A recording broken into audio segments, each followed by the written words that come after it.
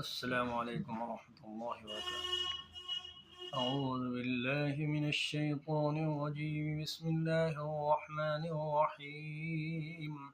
من كان يريد حرث الآخرة نزد له في حرثه ومن كان يريد حرث الدنيا نؤته منها وما له في الآخرة من نصيب. أم لهم شركاء شرعوا لهم من الدين ما لم يأذن به الله ولولا كلمة الفصل لقضي بينهم وإن الظالمين لهم عذاب أليم.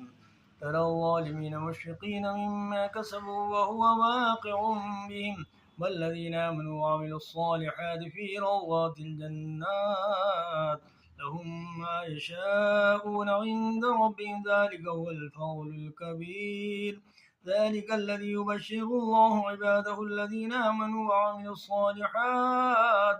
قل لا أسألكم عليه أجرا إلا المودة في القربى ومن يقترف حسنة نزد له فيها حسنا إن الله غفور شكور.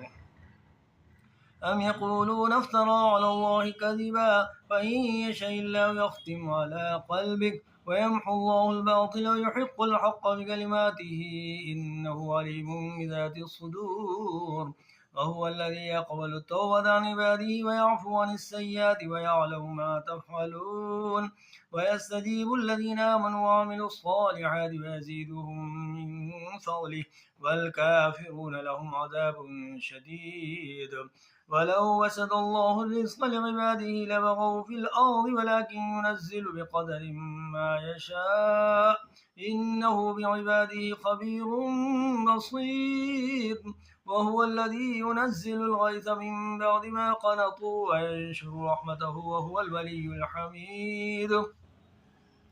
ومن آياته خلق السماوات والأرض وما بث فيما من دابة وهو على جمعهم إذا يشاء قدير. وما أصابكم من مصيبة فبما كسبت أيديكم ويعفو عن كثير. وما أنتم بمعجزين في الأرض وما لكم من دون الله من ولي ولا نصير. ومن آياته الجوار في البحر كالأعلام إن يشاء يسكن الريح فيظللن رواكد على ظهره إن في ذلك لآيات لكل صبار شكور. أو يوبقهن بما كسبوا ويعفو عن كثير ويعلم الذين يجادلون في آياتنا ما لهم من محيص.